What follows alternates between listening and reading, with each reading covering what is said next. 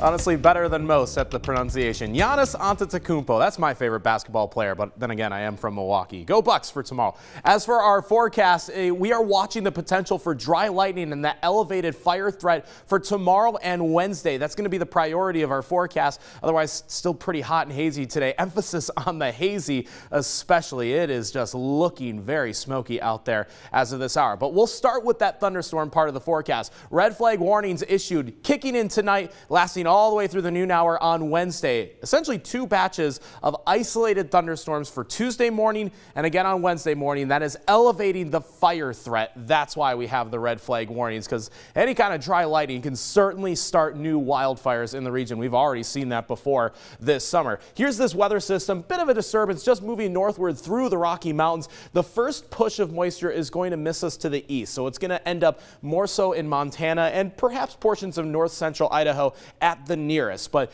that's not the concern. That's kind of the first wave. We're going to see the development of scattered showers, scattered thunderstorms during the morning hours tomorrow between about 4 to 10 o'clock in the morning. Here's the 7 a.m. hour, and you see the yellow and the orange on the map here indicating those isolated but pinpoint thunderstorms. While you may not get rain, you might hear thunder in the vicinity, so that's what we'll be watching for. And again, the main risk here is the potential for new wildfires to ignite due to the lightning strikes with those storms. Let's fast forward all the way until midnight Wednesday morning. This is as far out as I can take the model right now. Already starting to show another development of those isolated thunderstorms. I think it's going to be about the same time frame, that 4 a.m. to 10 a.m. time frame. In terms of air quality, it dropped for an hour or two earlier this morning. Looked like that was an anomaly. It was the site near Cheney that took an air quality hit at about 9 a.m. today. It has recovered, so we're back in the moderate stage right now.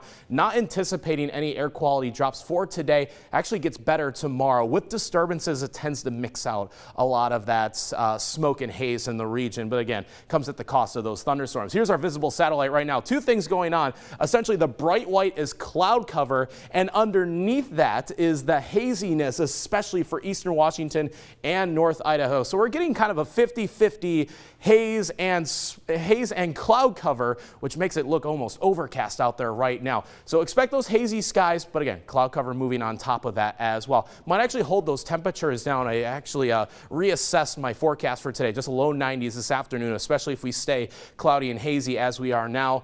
And then just watching the potential for those dry lightning strikes. It's going to be isolated, but obviously a concern for the region for Tuesday and Wednesday. Temperature is pretty typical for the summertime on either side of 90 degrees.